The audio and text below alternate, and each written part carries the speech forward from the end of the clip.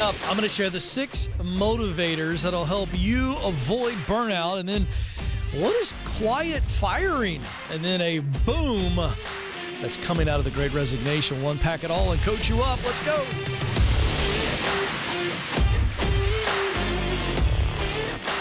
More income and more impact. I'm going to help you make more money and experience more meaning on Monday mornings. I'm Ken. I'm your coach. This is the Ken Coleman Show. All right, so burnout. I mean, burnout is the number one scourge in our working environment today, right? I mean, we hear about it all the time, and I've never been burned out. I've had seasons where I think I was close to it, so I'm not minimizing it. I mean, I've had some seasons in my work life prior to what I do now where I felt like, okay, I feel like I'm heading in a danger zone where I just may not want to get out of bed, and I was able to avoid it to make some changes. And so I'm very familiar with it, like in the sense of I full blown, like where I just was about to crash. I haven't gotten that far, but certainly close, right? Let's put it this way. It was a little warm, right? I wasn't burning on fire, but I was pretty warm, and I was heading that direction. I've gone past burnout. In the opening chapter of my book, From Paycheck to Purpose, I take you beyond burnout to straight up rock bottom discouragement. Been there, where you'd kind of almost hope for a burnout, because if you were burned out, it means you've been doing something, right? And all of a sudden it just got bad. But I mean, talk about in a season of just going, I'm lost, confused, scared. I've been deeper than burnout. Well, let's talk about 6 ways to avoid burnout. I mean, truly avoid it, where you don't ever have to experience it. In a way, you are guarding against it. So first, let me take a layman's stab at describing burnout, okay? Because I think we all could do a very good job if I went on the street with a camera and a microphone, which, by the way, that's a good idea. We need to just get real people to describe what they believe burnout is. My description is simply this, is that you've lost all motivation. You're done. You're not motivated. Now, again, burnout plays out in true mental health issues, true emotional stuff, physical stuff. It's all that's real. But at the source of burn, when someone goes, I'm burned out, it means I'm not motivated to come in. I'm not motivated to do this anymore. Not right now, right? That's really what it is. It is a long-term, like maybe it's been a long time coming. Maybe it's a short, acute situation that makes you lose motivation.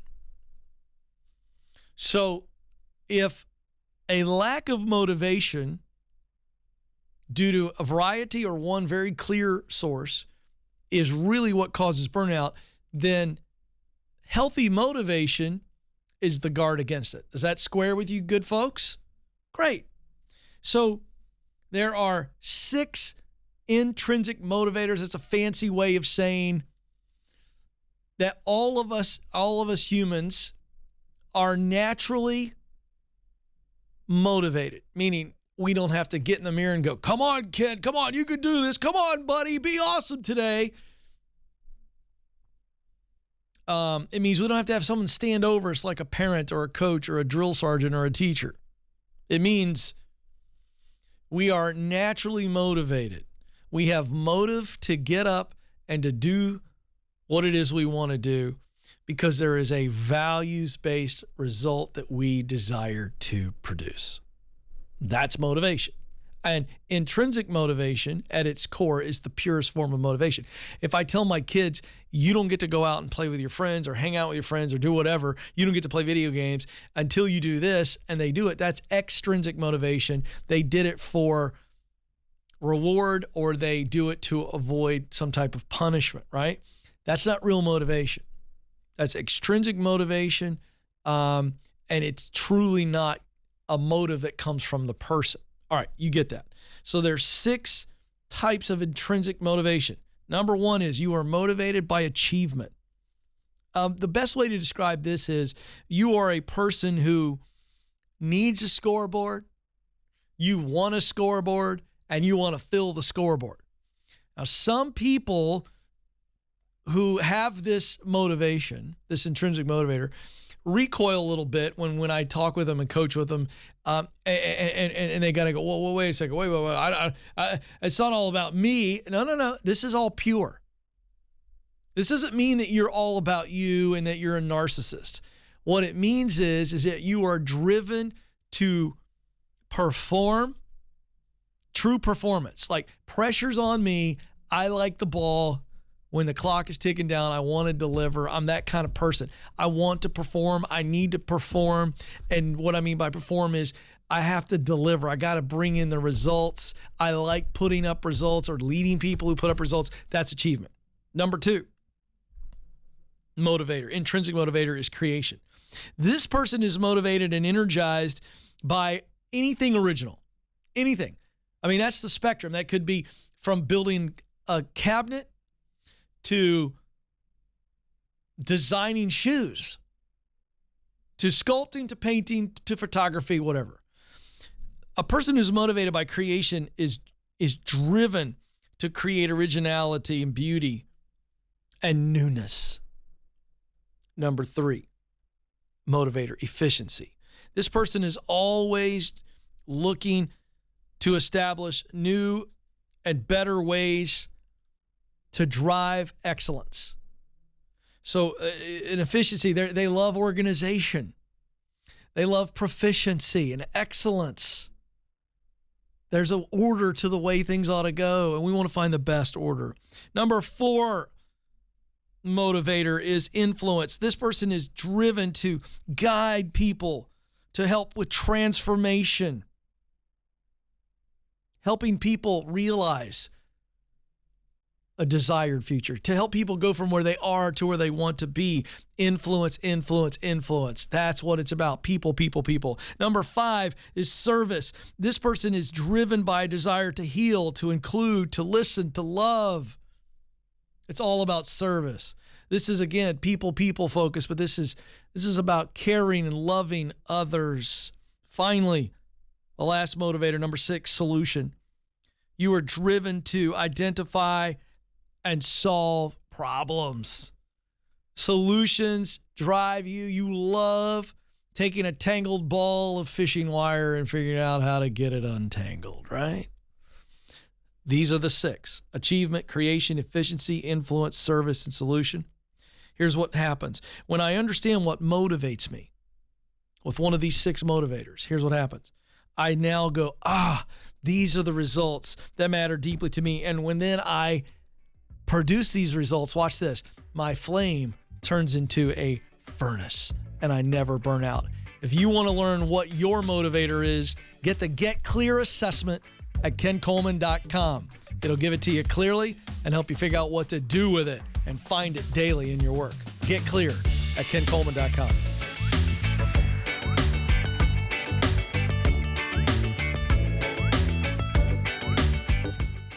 You were created to fill a unique role through your work, but it can feel overwhelming to figure out what that is. That's why I created the Get Clear Career Assessment.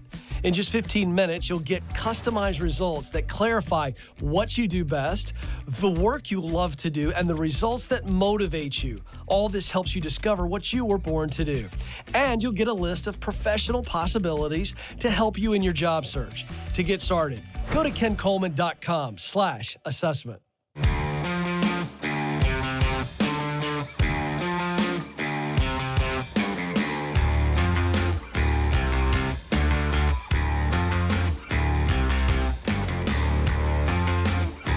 Coaching you to have the competitive edge so you're winning at work and watch yourself win in your life. All right, I got to take on this new trend. I can't keep up with it, Alex. Quiet quitting. Everybody in the news is talking about it. It's nothing new at all. It's just a TikTok fad. And now quiet firing. What? Quiet firing is a new term. But again, not a new idea. Quiet quitting's not a new idea. It's a new way of saying, hey, I'm just going to do the bare minimum and go home. Quiet quitting. Quiet firing, not new. This is otherwise known as passive-aggressive leaders who are cowards. That's what quiet firing is. But more on this from Fortune, this article here.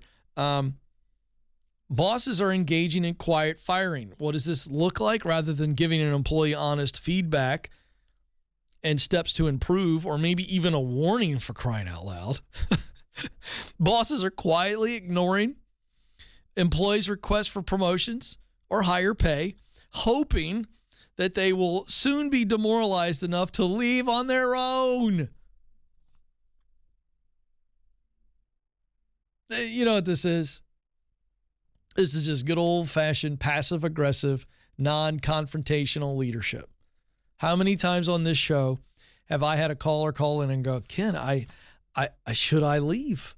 I say, why do you think you should leave? They go, well, I've asked for promotion several times. I say, what do they say when you ask? They go, well, we're going to talk about it down the road. And I say, okay, did you talk about it down the road? They go, yeah, but then they just kind of said we got to go a little further. Okay, this is what this is.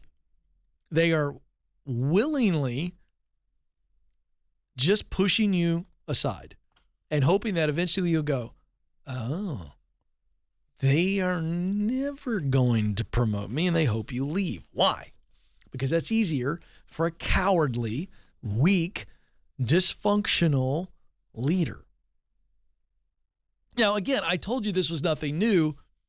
So, but here we go. Another term. But this has been going on for quite some time, and this is very damaging. Let's look at it from the relationship side for a moment, just to talk about how awful this is for you employees who are probably right now being quietly fired. How many of you right now go, uh-oh, Ken, it sounds like maybe I'm getting quietly fired? How damaging is this for you? I'm going to tell you. Psychology Today, one of the most respected psychology journals out there, said that this is the equivalent to quiet dumping. Yeah. It's a slow fade trend relationally, which involves a partner distancing themselves from their partner over time rather than having an honest conversation. It's even more passive-aggressive than ghosting. And it is, because here's the thing with ghosting. When someone ghosts me, I know they've ghosted me. They've just disappeared. They're gone. It sucks. It hurts. It's disillusioning, but you go, okay, I can at least grapple with that in a matter of time. I can go, okay, don't know why, but I know what they've done. They're done with me. They're gone. They've ghosted me. When a leader or a partner in a relationship is still engaging with you, and yet they are quiet dumping you or quiet firing you, they are distancing themselves from you, it's even more confusing and more damaging because there's no actual separation. And it's demoralizing. And this leads to burnout. You keep getting denied raises and promotions. It's the equivalent of just slamming your head into the wall. And leaders and partners in relationships who engage in this, they think that it's easier. Well, I'm not actually firing them or dumping them. I'm just hoping they'll come to the realization on their own. Again, you think that you are letting them down easy, and you're actually doing more harm. Why? According to psychotherapy director at Emory University School of Medicine, Janice Vilhauer, she says that distancing themselves from someone actually leads to more self-hurt and doubt from the person you are distancing yourself from. So those of you that are distancing are creating more self-hurt and doubt because the confusion is just building on itself. Now, let me tell you what I think is the trend here. The ghosting, the quiet firing, the quiet dumping, all this kind of nonsense that we're calling these things. This is just a function of Americans going, I would much rather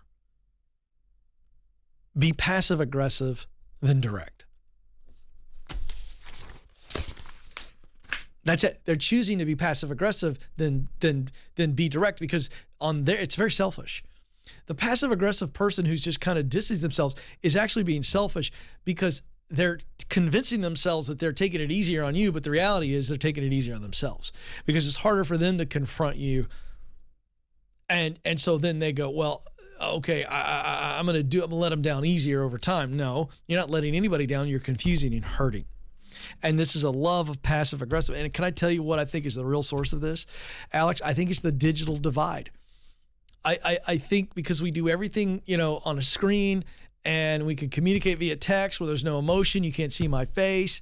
I'm in a cube and I can email you, or I'm a remote worker. And so all of the digital stuff, social media, remote work, Zooms, it has removed us from the day-to-day interaction with people. And quite frankly, it's become easier to just be passive aggressive and not deal with good old-fashioned face-to-face communication. I think that's where this thing has gone wrong. All right, switching gears. This Business Insider headline says there's an echo boom in quits, and it is starting as people who join the Great Resignation regret their choice and switch jobs again. So again, we've reported on this. The boomerang employees were just saying, I left you, I want to come back. Now this echo is going, well, there's people who left and now they're leaving again. So real numbers here. So they're not going back to their previous employer, but they're just going, oh, I left. This didn't work out. I'm going to leave again. And so there's this echo, right? One of my favorite, the Ricola, the echo, right? It's just like, oh, I left, now I'm leaving again. And it's happening at a crazy rate. Look at this. The number of people who quit jobs in the U.S. in July was 4.2 million. Only slightly down from June when it was 4.3 million people. So 100,000 people less is not turning the faucet off. And many of those quitters in July were on their second round of job switching. Anna Elizabeth Conkle, an economist at Indeed, told Business Insider that today's report emphasizes again that we're not in a recession. It just shows that workers have plenty of choices. Aaron Terrazas, chief economist at Glassdoor, said we should expect around 12 months. After the initial wave of resignations, some proportion of workers and employers will realize it wasn't a good match and be back on the market. Well, we're already past that. Because over the last 12 months, while we set records of 4 million plus people leaving, that's from, let's call it June, July of last year. The people were leaving by the millions before that. So we're already well into a 12-month cycle where people are going, that didn't work. Let me do it again. Whee! The data from July, where job openings stayed high at 11.2 million and 2.7% of the workforce quit. They've got something to quit to. And so again, why do I bring this up? Because I don't want you to be in this large group of people who go through all of the effort to quit, and you may have left a better ladder behind you.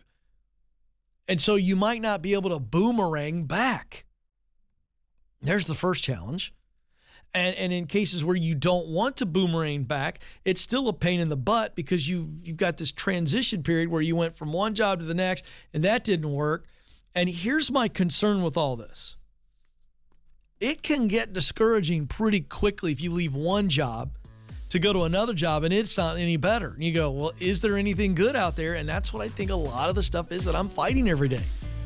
This notion that I don't think work can be that great. Coming up, more of the Ken Coleman Show.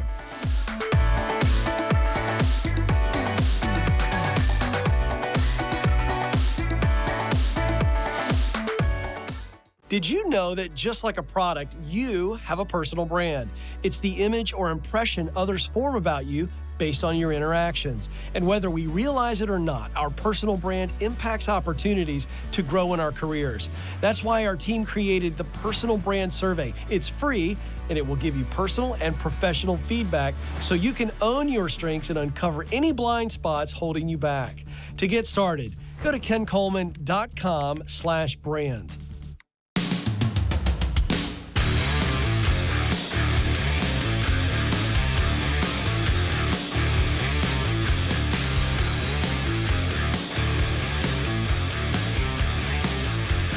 Welcome back to the Ken Coleman Show, where I coach you up to have the competitive edge. Make no mistake, folks, you are in a competition. You're in a competition with people in your workplace that maybe want to move up into a position you're looking at. You're in a competition with people on the outside, and you're in competition with the you of yesterday. So there you go. And I'm here to help you compete and win. For those of you who go, I just want to be a quiet quitter. I don't want to compete. Great. I can show you the bleachers of life where you are going to end up. It's where all the average people hang out with their little foam fingers, you know? They cheer for everybody else. They criticize the refs. They criticize the coaches.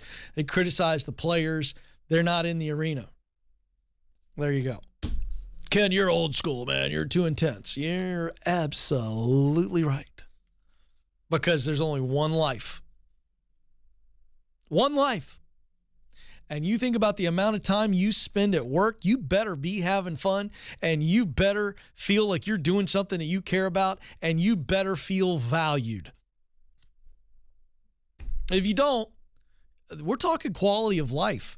I think sometimes, Alex, people, I don't know, maybe I don't say it enough. I need you to coach me up on this. Tell me after the show. Do I make that point enough? I don't know that I do. You have one life, and the amount of time you spend at work is exorbitant. I mean, why wouldn't you do everything in your power to do something you really enjoy that produces results you care about and you feel valued while you do it? Why wouldn't you do that? I don't buy it that, well, Ken, I don't need all that. I just need a decent paying job and I got toys on the weekend and bourbon to drink at night. Okay, exactly. Next story here. Half of employees at U.S. tech firms think that returning to the office would improve workplace culture. So this is half. Alex, I'm surprised by this. If you had asked me to guess, I would have said that 30%. I would have said 30% of tech employees think that returning to the office would be good for culture. I would not have guessed half. More than 80% of respondents, this is from a VC firm work-life survey. More than 80% of respondents said they felt more productive working from home. No surprise there, suggesting that returning to daily commuting is off the table, and that's true. But 49% agreed that working in the office is better for company culture. All right, so obviously slightly bit more disagreed, saying it doesn't affect culture at all. Despite the strong sentiments in favor of remote work, employees are missing social aspects of the office. So, by the way, these facts can be present at the same time. You can think, well, I'm more effective when I work at home. Certainly tech workers who are in what I would call deep work, focus work, you know, it's pretty procedural. And the less interruptions, the better. And in their home, I absolutely believe beyond a shadow of a doubt that you can formulate your work into a place where you go, I'm really efficient on my own, working at home or in my favorite coffee shop. I get that. But, you know, you can also say, but I think it would be better for me and my team, you know, if we were in the office some. So all this is a validation of what we know to be true, that for most human beings, they like to be around others.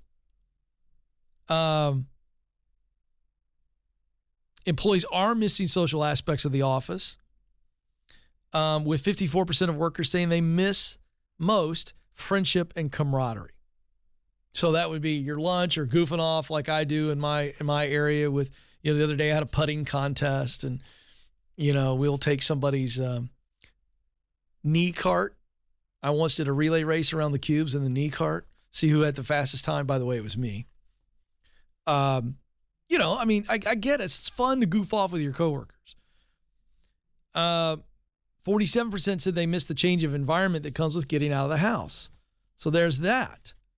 I would fall in that category, even if you convinced me and showed me that I'm more effective at home. And by the nature of what I do, I'm not. I don't have a remote job. I just don't. All right, we all know that. I can't do what I do remote.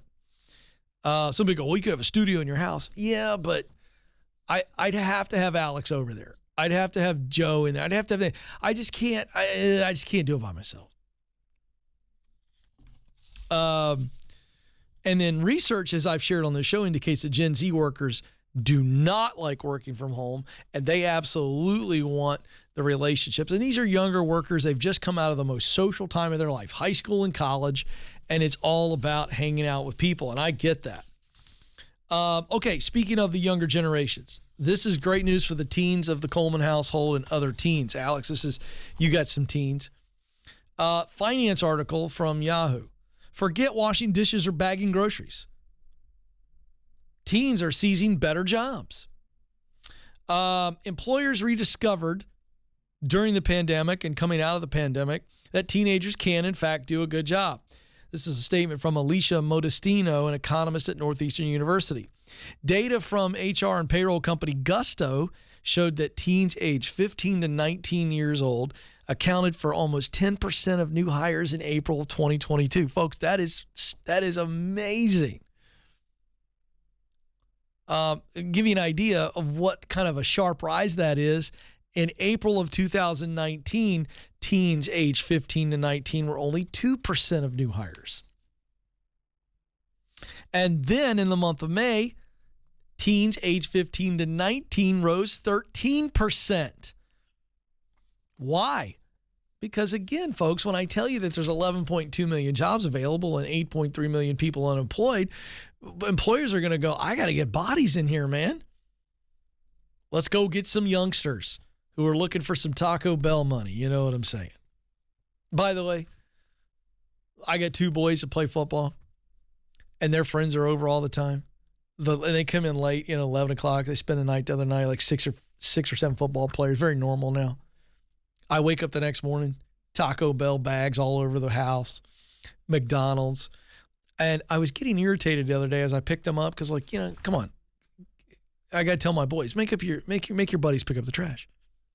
But just before I got irritated, I got envious. I'm just confessing. Because there used to be a day when I could eat Taco Bell at 11 o'clock at night and not worry about it. And those days are long gone. Hello. Another statement from one of these economists here. After the pandemic, small businesses took to teenagers to fill some of the gaps of older workers. Last summer, almost 4 in 10 white teens were employed, compared with 29% of black teens, 28% of Hispanic, and 20% of Asian teens. So there's an opportunity here for employers who want to diversify let's go into these minority communities and let's give some kids an opportunity to work and begin to build wealth and to see a way to get out. This is a great opportunity for leaders. Average hourly wages for teenagers hit $14.95 an hour in May. Woohoo! It's not just higher pay for teens. Opportunities for professional development and upward mobility are also attractive. Some businesses are sweetening the pot even more to entice young workers. Modestino, one of the economists I quoted earlier, said she's seen $500 signing bonuses at grocery stores, extra pay for working nights and weekends at like Target, and even tuition assistance at businesses like Amazon. So parents, or those of you that are young people, I got a lot of young people watching the show. Would I make the case for you to go work at a big retailer like a Target or an Amazon or a big grocery store and make really good money and save up for that specialty education or that college education that you really need? That's the operating word. Or go work for a company where they pay for your college? I'd do that in a second. And I wouldn't worry about what your friends said or your parents. I'd sit down with mom and dad and I would present a vision. Hey, this is going to get me where I want to go, where you're thrilled that I'm going. But this is a non-traditional way. And I'm going to tell you something. You know me, I love to make a prediction. This story that I just reported on is more evidence for what I already believe is going to happen, which is in the years ahead, we're going to see more and more teenagers go right from high school to legitimately great jobs, not just in trades, but even white collar stuff. LeBron did it. Watch other kids do it.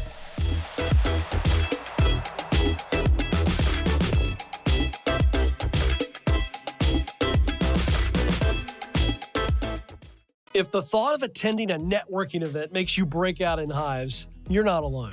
And I'll let you in on a secret. Networking in the traditional sense doesn't work, but genuine connection is all about relationships. That's why we created Networking the Right Way. This free guide is the low-pressure, high-impact way to overcome the awkwardness, build real relationships, and turn your connections into opportunities.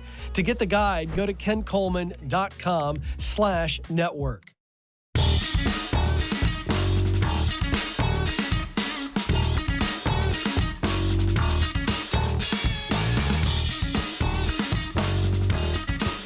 Pencil in hand, ready to coach. I am Ken, man of the people, ready to go. James is joining us in Dallas, Texas. James, you're on the Ken Coleman Show. Hey, Ken, thanks for your time and for your insight. I appreciate it. You bet. What's going on?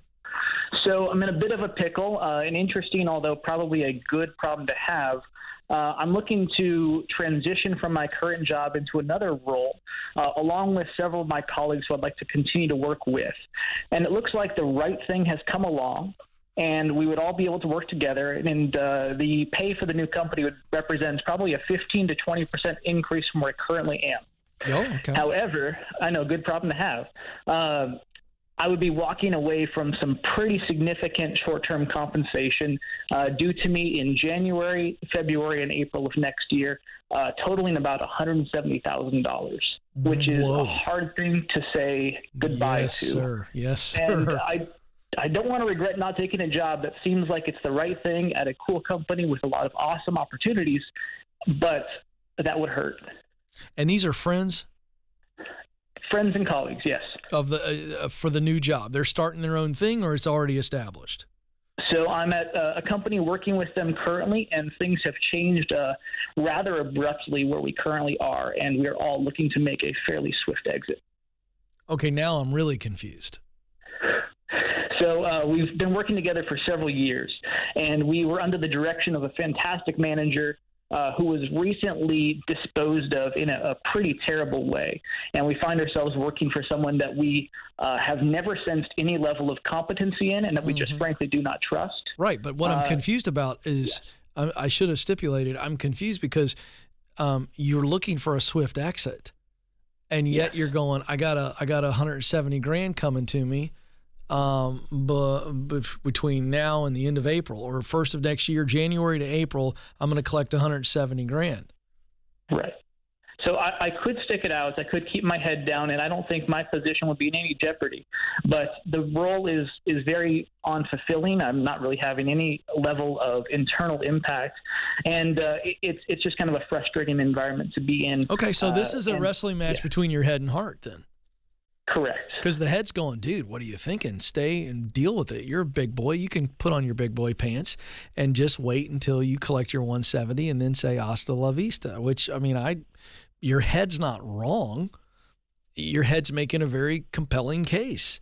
But your heart's going, I want to be out of here. And if it weren't for the $170,000 payout looming, this wouldn't even be an issue. You wouldn't even be calling me. Correct. I mean, I'd be excited to take a job that's a 15, 20% raise and still maintain, those coworker relationships that I've built over the last couple of years. Here's the only question, though. Okay, I understand this is the wrestling match, but I've got a few more questions. This is a startup. Has it even happened yet? Has everybody else left and already started this thing? Or you guys are all talking in the lunchroom going, hey, let's go do our own thing and we'll pay you this and we'll pay me this. I mean, where's this thing stand, this new company? So we are all in the process of interviewing, but our names are kind of put aside in that special file. We have a positive reputation, and the person we'd be working for understands, who we are. So it is an existing company that wants to hire the whole group of you? Correct. Okay, it's not a startup. No, it's not. Okay, that's what I was trying to understand. Great. Yeah. Well, so, here's the deal. What questions would you ask, and anything any direction as to what I should consider here? Well, you got to decide. How important is the 170 right now? And it's a cost analysis to where you go, I'm going to weigh the cost of my emotional and mental state versus my financial state. And so, for instance, you got 170. So the way I'd look at it is this. If you and I had a whiteboard, let's just go ahead and do it really quick, okay? So you have to fill in the blanks, but I would go, all right, let's run the numbers on what your base salary is now at your current job and plus the 170. Is that guaranteed to be paid out, or it could be paid out? So 50 of it is guaranteed as part of my 25% annual bonus, and then the other tranches of 60 are stock options that are maturing. Okay, so it's guaranteed. Yes. Okay.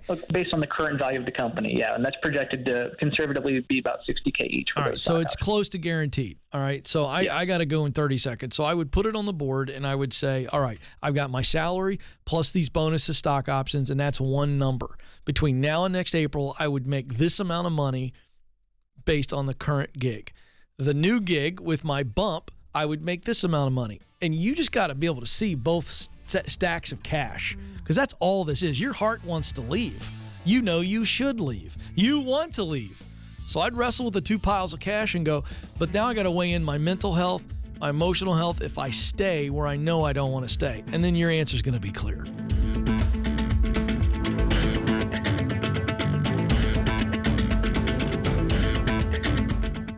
So you just landed the new job. Congratulations. You've made it past the interviews, and now it's time to onboard with excellence. That's why I created How to Stand Out at Your New Job. This free checklist will help you succeed from day one and may even help you get promoted. These practical steps set you up to add value, help your team win, exceed your leaders' expectations, and ultimately set you up for a successful transition. To get started, just go to kencoleman.com/new.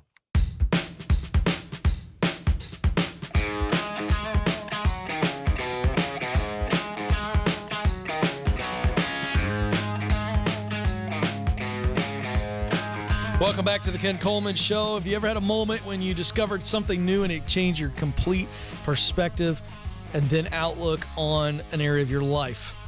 Well, that can happen with a new job where you're doing what you love and producing results that matter to you, and you're doing it in a place where you're valued. And that looks like a beautiful thing compared to what most people deal with on a Monday morning. So maybe there's an awesome job out there that is made for you. My friends at ZipRecruiter can help you find it. They are your personal recruiter, pitching your profile to employers and sending you jobs that match your skills and experience. ZipRecruiter.com/Ken is the website. It's free to you. It does not cost you a nickel at all. Companies are paying them for access to you. ZipRecruiter.com/Ken. Go. I don't know why in the world you wouldn't. All right. Springfield, Massachusetts is where we go next. Mike is there. Mike, you're on the Ken Coleman Show. Hi. Thanks for taking my call, Ken. You bet.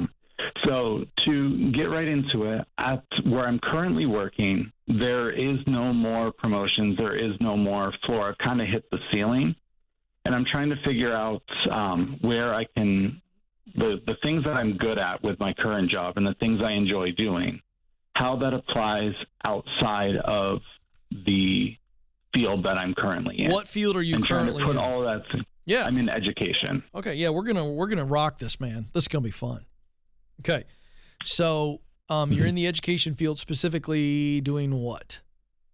So specifically, I went from teaching fifth graders to teaching adults using technology in the classroom. Okay. So teaching. And, okay. Yeah. And what are you really good at in your job? What are you good at doing? So the things that I have found that I'm good at doing is the creation, like creating training videos, audio training, documentation, interviewing, public speaking. Part of what I get to do is a podcast for the school district where I interview teachers. And those are the kind of things that I've learned how to do on the job. I've taken advantage of the fact of what I can do. And those are the things that I find myself really being drawn towards. Yeah. So I'm making notes here. So you're really creative as it relates to content. You're a very good communicator, obviously, because communicating doesn't mean that you're necessarily a public speaker, but you are very verbally gifted, and you're very creative in creating content for training. And I would suspect you're good at training and instructing as well, right? Yeah, I've even had opportunities to go speak at major tech conferences across the country. Have you done it? I've gone to Texas to present and teach there, and also how did it feel? How did it feel in all of those environments? Yeah, your heart swell So as we'd say in the South, it swole all up, didn't it? It did. It did. Oh, this is easy. Mm-hmm. I mean, Mike, I think that, oh, well, I didn't even, I kind of didn't finish. So I wrote down creating, instructing, and communicating is what you're really good at. And you basically got ahead of me by just saying, I'm drawn to those things as well, right? Which is what I teach in the Get Clear assessment. In fact, let me pull it over here. I got it right here on my desk. I'm going to look at the answers, and I'm going to predict what your assessment would say, all right? Okay. Oh, just a left lean over here. So I'm going to say, and I'm looking at the whole key here, folks. I got it all here in front of me. I'm going to say that you would be very, based on what I'm using the words you gave me. So you would have the top talent of communication. I would also throw connection in there. I would say you've got the talent of instruction. And I'd also say you're probably pretty high on imagination. Is that correct? Yeah, I think that would be a good assessment. One of the things that I have been told by a few different people is I'm really good at listening to what they are wanting to do, and then coming up with ways for them to do it creatively. Yeah, I love that. Well, that's imaginative. And so then I'd go into passion. This is work you love. And I would say on some level, I'll bet you would score very high on creating, because that goes with the talent of imagination. I think leading, because leading does not mean necessarily a leadership position. It means a role of influencing. And I think that's absolutely you. And teaching. And then I think your missional, so what results do you value most? What motivates you?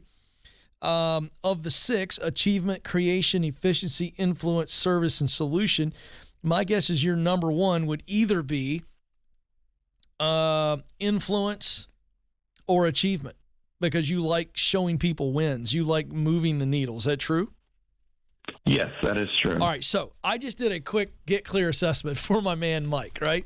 And Mike, I'm going to give this to you as my gift. I'm going to give you a link and a code to take the Get Clear assessment post this phone call, because I think it's going to validate what we're doing on the air together. How's that sound? That sounds good. It's going to give you a purpose statement filled in with what I think I just identified there. But here's the reason you called. Ken, I need ideas on where I can go. All right. And so I think you've already tasted the direction that you're going. And I think that you're going to go into I'm going to call it the corporate space. That's big, giant, wide tent, right? And I think you're going to be in the training business. And I think that you're going to train. And I think I would also say you're going to inform. So I think your perfect job is one of some form of training and informing, and I think you're doing it now. I just think you're going to do it in a non-educational context, but you're still going to educate people. But I think you're going to do it whether it be in technology or you pick another field, but whether it be a podcast, books, webinars that turn into courses. I think you'll always be somebody who wants to train, instruct, communicate. And I just think it's going to be in a non-educational, traditional education format. Make sense? Yeah, that makes sense. I mean, I would honestly put you trying to figure out where that would go. Would that be more of an instructional designer, which I've seen on LinkedIn a whole bunch of jobs maybe posting with that title? It might be both and. I could see you liking instructional design, but I think you'd have to have something on your own where you had that podcast, because I think there's a communicator and a performer in you. Am I right? Yes. I mean, Mike, I don't want to freak you out, okay, but I'm trying to really nudge you here. I mean, in some ways, you want to do a lot of what I do, just do it differently. But I mean, I am a public figure. I'm a broadcaster, whatever you want to call me, author, speaker, all the things. I'm all those things. Okay. Mm-hmm. If I would call myself a coach, not so much a teacher, instructor. And I think you are a classic instructor. You love instructing. You love creating ways to instruct others. So whether it be in technology, is that the field? I mean, you're getting asked to speak at technology conferences. That feels like the low-hanging fruit. Am I right? Yeah, because I'm already doing it for my current job. That's my point. So now you go do it. You know, you don't do it in a traditional educational format. You may do it for a company. Maybe you go become an instructional designer for a company that is teaching adults how to move into technology. You know, maybe I don't know. I mean, I would say that you'll find the places. You're a creative and imaginative guy. I just think it's direction for you. So number one, I'd say certainly technology field might be another field, but certainly technology is involved, right? Could be technology for a company that provides a different non-technological service, but is delivered through tech. I don't know. But you want to be the guy who is creating new ways to teach, train, instruct, guide. As long as it's new and you're creating it and then communicating about the solution, you're going to be fired up. Does that sound good to you? That does sound good. Oh, I'll say it again. I don't know if I'll remember to saying it the same way, but you can listen to it on the podcast later today. I think you got to be a guy who is creating content and then communicating about how that content helps train, help guide, help makes people's lives better. Go, Mike. This is the Ken Coleman Show. Press on. Thanks for listening to the Ken Coleman Show. For more, you can find the show on demand wherever you listen to podcasts and watch the show on YouTube. You can also find Ken across all social media by following @Ken Coleman.